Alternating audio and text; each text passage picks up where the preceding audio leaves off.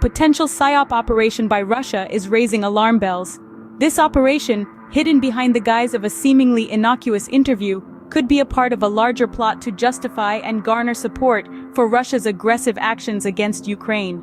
A psyop, or psychological operation, is a method used by governments or organizations to manipulate the emotions, beliefs, and behaviors of a target population.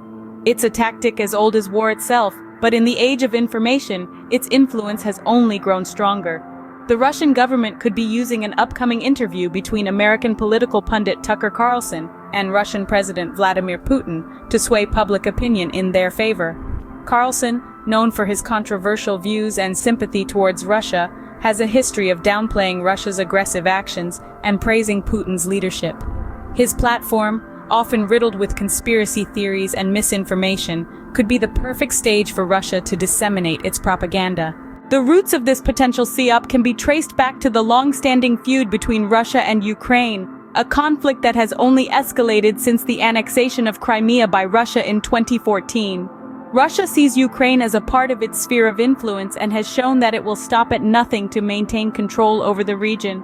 In the midst of the recent political turmoil in the United States and the impending change in administration, Russia may see this as a perfect opportunity to advance their agenda.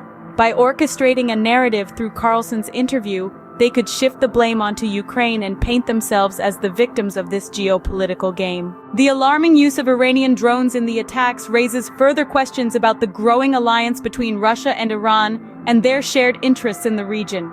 This development could potentially escalate the conflict and involve more countries in an already volatile situation.